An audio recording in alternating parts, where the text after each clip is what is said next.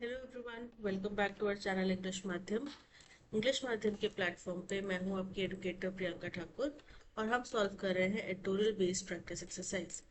Start करते हैं आज का session with thought of the day, that is live the life you love और love the life you live. यानी कि या तो जो जीवन आपको पसंद है उसके लिए मेहनत करो, ठीक है, उसके लिए प्रयास करो, उसको अचीव करने की कोशिश करो, या फिर जो आपके पास है उसी में खुश रहो। अगर आप मेहनत नहीं करना चाहते, आप संघर्ष नहीं करना चाहते, हार्डवर्क के लिए तैयार नहीं है, तो जो आपके पास है फिर उसमें संतुष्ट हो जाओ, खुश हो जाओ। ठीक है, क्योंकि आपको कहीं ना कहीं एक तरफ तो अपना मन बनाना ही पड़ेगा। या तो आप मेहनत कर लो, हार्डवर्क कर लो, या फिर जो है उसमें खुश रहो। ठीक है, चलिए स्टार्ट करते हैं reading comprehension and exercise for SSC जल 2025। What United States President Donald Trump did, बोल रहे हैं जो यूनाइटेड स्टेट्स के प्रेसिडेंट डोनाल्ड ट्रंप ने किया to global trade on April 2, 2025 in Washington closely mirrors a disrupted precedent set by President Richard Nixon in 1971। बोल रहे हैं जो उन्होंने दुनिया भर के ट्रेड को 2 अप्रैल 2025 को वॉशिंगटन में किया, वो क्लोजली मिरर मतलब एक चीज की छवि है। किस चीज की छवि है? वो प्रकट करता है उस चीज को। एक प्रेसिडेंट मतलब पहले से ही एक उदाहरण जिसका स्थापित किया गया है, किसके द्वारा? बाय प्रेसिडेंट रिचर्ड निक्सन इन 1971। यानी कि उन्होंने जो कदम उठाया वो इससे पहले एक और प्रेसिडेंट रिचर्ड निक्सन 1971 में उठा चुके हैं। ऑन अगस्त 15, यानी कि 1971 के 15 अगस्त को Nixon stunned the world by announcing the temporary suspension of the US dollars convertibility into gold. तो क्या होता है कि अगर आपके पास में पैसा है,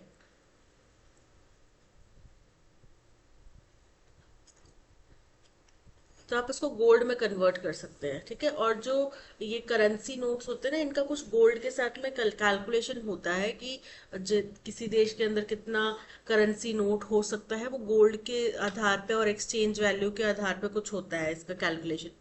ठीक है, तो उस टाइम पे निक्सन ने क्या किया था, उन्होंने घोषणा करी थी कि स्टंड मतलब स्तब्ध कर दिया था दुनिया को। किससे? अपनी इस घोषणा से कि भाई टेम्पररी रूप से बंद कर रहे हैं, निलंबन कर रहे हैं, हॉल्ट कर रहे हैं यूएस डॉलर को गोल्ड में कन्वर्ट करने की जो प्रोसेस हो सकती है उसको बंद कर रहे हैं। This effectively dismantle the Bretton Woods framework. अब ब्रिटेन वुड्स फ्रेमवर्क क्या है? ये एक रूल्स एंड रेगुलेशन का, लॉज वगैरह का, अबाइडिंग लॉज का एक सेट है, जो कि क्यों बनाया गया था? 1944 में बनाया गया था, जब वर्ल्ड बैंक और इंटरनेशनल मॉनेटरी फंड की स्थापना की गई थी कि करेंसी को किस तरीके से एक्सचेंज किया जाएगा, ग्लोबल स्टेबिलिटी कैसे लाई जाएगी, करेंसी अगर अलग अलग होगी देशों में तो उनकी सेट वैल्यूज को डिफाइन करने के लिए बनाया गया था। तो बोल रहे हैं कि इनका जो कदम था, किसका? निक्सन का जो कदम था, उसने उस समय पे इफेक्टिवली यानी कि प्रभावशाली तौर पे डिसमेंटल मतलब तोड़ दिया था ब्रेटन वुड्स फ्रेमवर्क को, जो दैट वाज वर्कड आउट मतलब जिसको तैयार किया गया था, जिसको बनाया गया था। किस लिए? क्वाइट यूनिलैटरली इन 1944, जिसने अच्छा समाधान निकाला था यूनिलैटरली मतलब एक तरफा रूप से 1944 में, which led to the setting up of the World Bank, जिसके आधार पे वर्ल्ड बैंक स्थापित किया गया था, and the International Monetary Fund IMF, International Monetary Fund स्थापित किया गया था, एंड प्रोवाइडेड एन एंकर, एक आधार दिया फॉर ग्लोबल करेंसी स्टेबिलिटी। ठीक है, किसने? ब्रिटेन वुड्स फ्रेमवर्क ने, कि दुनिया भर में करेंसी की किस तरीके से स्टेबिलिटी स्थापित की जाए, कि एक रुपया जो है वो कितने डॉलर के बराबर होना चाहिए जब एक्सचेंज करे। तो उस अकॉर्डिंग वो सब चीज कहाँ तय की गई थी? ब्रिटेन वुड्स फ्रेमवर्क के तहत।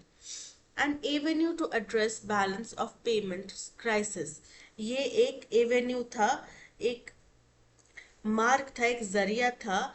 अगर कोई भी पेमेंट क्राइसिस होता है तो उसमें उसको बैलेंस करने के लिए, उसको निजात पाने के लिए, and to finance the reconstruction efforts of former colonial powers, और जो भी पुराने उससे पहले जो कॉलोनियल देश थे, मतलब जो जिन देशों के ऊपर कॉलोनियल शासक ने राज किया था, वो कॉलोनियल शासक जो थे अब अपनी गलतियों का हर्जाना दे रहे थे।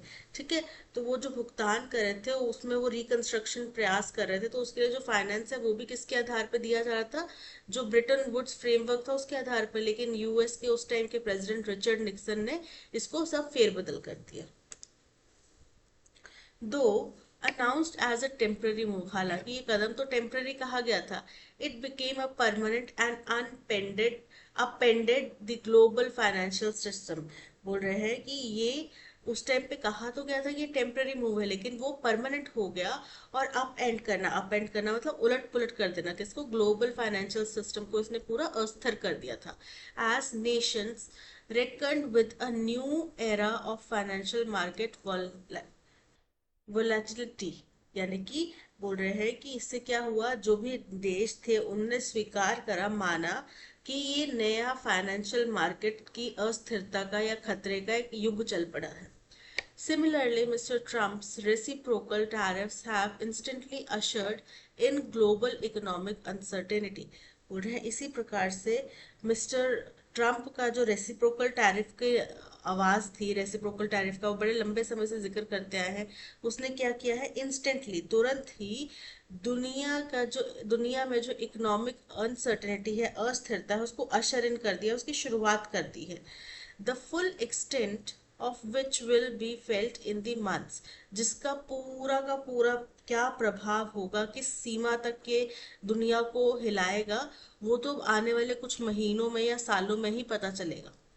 Bye unilaterally altering trade relationships, एक तरफा रूप से अपने ट्रेड रिलेशनशिप को ऑल्टर करके, चेंज करके, he has disrupted the very system of the interconnected global commerce, उन्होंने पूरी तरीके से जो दुनिया भर की कॉमर्स का इंटरकनेक्टेड सिस्टम है उसको क्या कर दिया है, डिसरप्ट कर दिया है, यानी कि हिला दिया है, बाधित कर दिया है।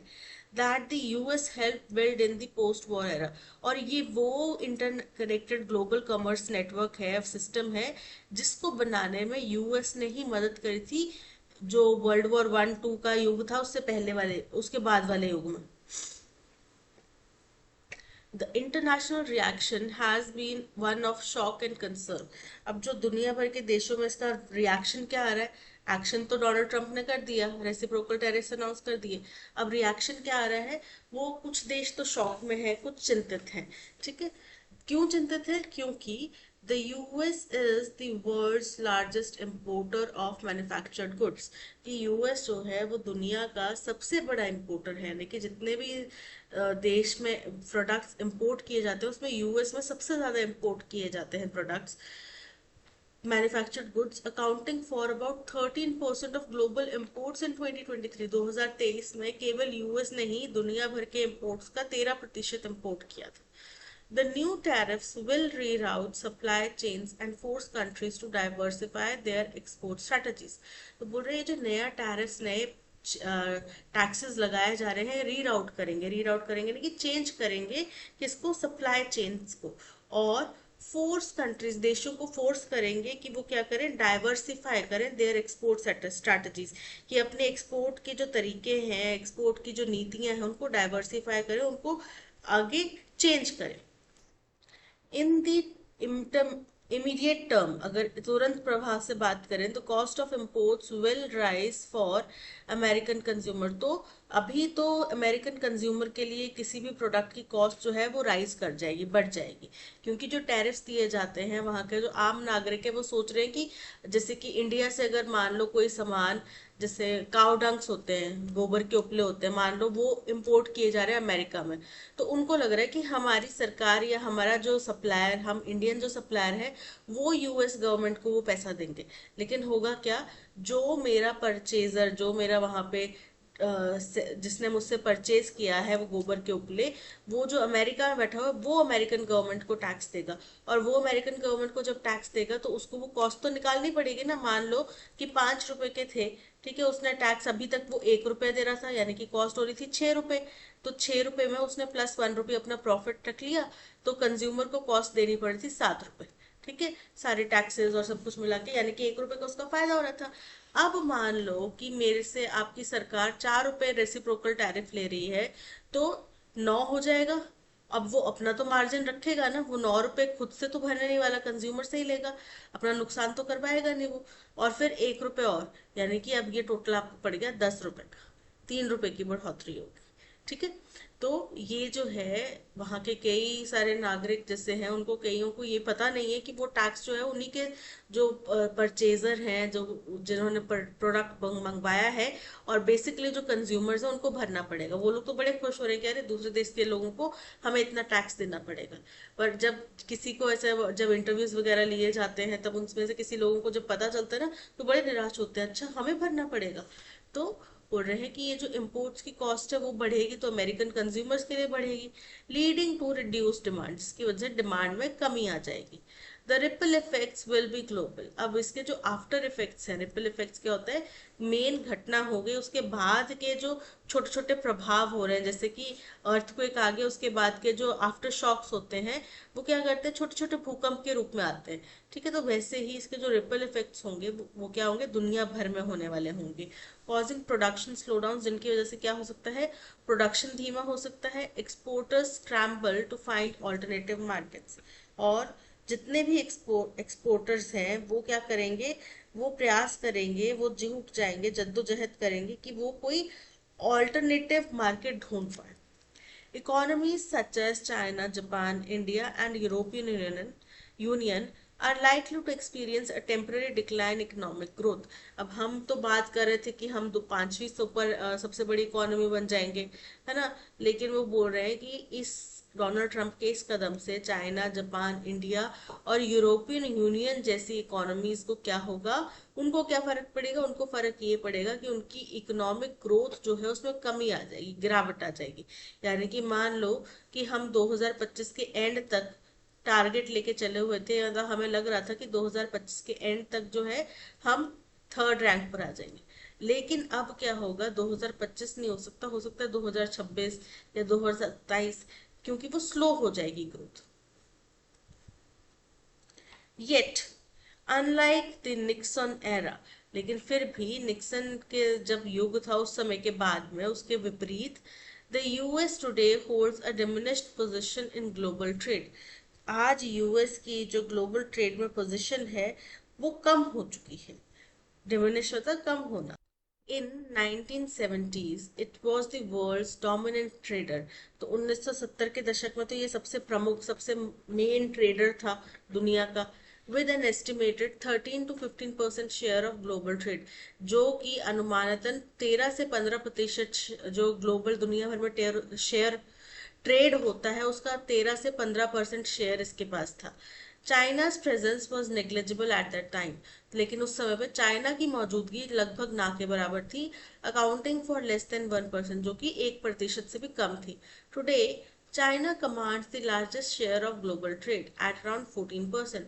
आज के दिन की अगर बात करें, आज के दिन की वास्तविकता ये है कि चाइना जो है वो ग्लोबल ट्रेड का सबसे बड़ा हिस्सा कमांड करता है एट अराउंड 14%, जो कि लगभग 14% है, while the US has slipped to roughly 10%। वही यूएस का जो गिरावट है वो लगभग 10% तक रह चुकी है। The international community also accepted the dollar's supremacy in the 1970s। बोल रहे हैं वही इंटरनेशनल कम्युनिटी ने जो है वो ये भी एक्सेप्ट करा कि भाई डॉलर जो है 1970 के दौरान में सबसे ऊपर था, सबसे सुप्रीम था, because of America's overwhelming economic and technological dominance. क्यों? क्योंकि जो अमेरिका है उसके उस समय पे बहुत ज्यादा अत्यधिक इकोनॉमिक बैलेंस चल रहा था, टेक्नोलॉजिकल बैलेंस चल रहा था। तो now although the dollar remains the preferred reserve currency, आज के दिन की अगर बात करें तो डॉलर अभी भी एक प्रेफर्ड रिजर्व करेंसी जरूर बना हुआ है, लेकिन the centre of economic gravity has shifted, लेकिन इकोनॉमिक ग्रेविटी का जो केंद्र है वो अब बदल चुका है। The world's leading exporters of advanced technologies are now China and other Asian powers including South Korea, Japan and Taiwan। बोल रहे हैं आज के दिन की अगर बात करें तो दुनिया की जो एडवांस टेक्नोलॉजी है उसके जो सबसे बड़े उत्पादक या एक्सपोर्टर्स हैं वो अब चाइना या फिर दूसरे एशियन देश या फिर साउथ कोरिया, जापान, ताइवान जैसे देश बन चुके हैं। Thus, Mr. Trump's turn to protectionism and attempt to regain American economic dominance may well hasten the country's retreat from its hegemonic position। बोल रहे हैं कि जो इनका कदम है एक प्रोटेक्शनिस्ट वाला and attempt to regain American economic dominance, जो कि एक प्रयास है कि अमेरिका का जो इकोनॉमिक फाइनेंशियल डोमिनेंस दबदबा है उसको रिगेन किया जा सके, उसको हासिल किया जा सके, may well hasten the country's retreat from its hegemonic position। ये क्या कर देगा, हैसन कर देगा, यानी कि तेजी ला देगा कंट्री से वापस जाना, रिट्रीट मतलब पीछे हटना, हेजमोनिक पोजीशन से। हेजमोनिक मतलब बहुत ही डोमिनेटिंग, बहुत ही प्रभावशाली। सो ये था पैसेज, आई होप आपको समझ में आया होगा। What can be inferred about the long-term impact of Trump's tariffs based on the passage? अब लॉन्ग टर्म में इसका क्या प्रभाव पड़ेगा? देखो, अमेरिका जो है वो अपना जो प्रभुत्व वाला स्टेटस है वो खो सकता है, ठीक है, क्योंकि अब जो है उस टाइम पे 1973 में जब किया था तब तो अमेरिका की पावर बहुत ज्यादा थी, होल्ड फुट होल्ड बहुत ज्यादा था एज एन इम्पोर्टर या फिर as an trade, world trade की अगर बात करें तो। लेकिन अब 2025 के साल की अगर बात करें तो चाइना डोमिनेट कर रहा है दुनिया भर के ग्लोबल मार्केट को, चाइना डोमिनेट कर रहा है, या कुछ एक दो जापान, साउथ कोरियन जैसी और कंट्रीज हैं, ठीक है। They are likely to strengthen America's global economic dominance, incorrect है। They will temporarily benefit American consumers by lowering prices, temporary तौर पे तो उसका प्राइस बढ़ने वाला है ना। They may accelerate America's decline from its hegemonic status, बिल्कुल करेक्ट है, option C is correct. According to the passage, what was the approximate share of global trade held by China in recent times? 14%, ठीक है। Less than 1% incorrect है, 10 incorrect है, 15 incorrect है, 14, option C is correct। Why did Nixon suspended the dollar's convertibility into gold in 1971? तो वो जो उस समय की फाइनेंशियल इंस्टेबिलिटी है या फिर और कोई परेशानी थी उसको डील करने का कोशिश कर रहे थे। To reduce gold reserves, incorrect है। To increase imports from Europe, incorrect है। To dismantle the Bretton Woods system, incorrect है। To address financial instability under the Bretton Woods framework, बिल्कुल करेक्ट है, option D is correct. What is the main tone of the passage, passage की tone कैसी है? चिंताजनक है, Donald Trump का जो फैसला है वो अब आगे क्या परिणाम लाएगा ये दूर की देखने की बात है, ये इमीडिएटली तो दिखाई नहीं देगा, ठीक है। तो ये क्या है, काफी ज्यादा ऑप्टिमिस्टिक एंड एनकरेजिंग तो बिल्कुल नहीं है। क्यों? क्योंकि यहाँ पे जो कमियां आई हैं डोनाल्ड ट्रंप के फैसले के बाद में दुनिया भर में या दुनिया भर के ट्रेड के ऊपर, उसके बारे में बात की गई, तो ऑप्टिमिस्टिक और एनकरेजिंग तो है नहीं। Critical and concerned, option B is correct. What is the closest meaning of the word hegemonic as used in the passage? Hegemonic का मतलब क्या होता है? दबदबा, dominating, ठीक है। आइसोलेटेड, अलग थलग, डोमिनेट मतलब दबाना, किसी को दबदबा दिखाना अपना। डेमोक्रेटिक, डेमोक्रेटिक जो हमारा देश है। रिग्रेसिव, रिग्रेसिव मतलब कम करने वाला। So option B is correct.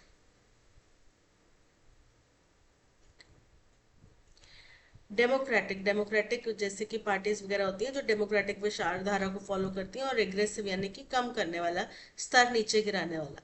तो यहाँ पे option B dominant is correct. So option B is correct. That's all, आज के सेशन में इतना ही। Thank you so much for watching. अगर आपको कंटेंट पसंद आया हो तो लाइक, शेयर और सब्सक्राइब जरूर कीजिएगा। मिलते हैं नेक्स्ट सेशन में। Till then keep learning and keep practicing. Bye bye.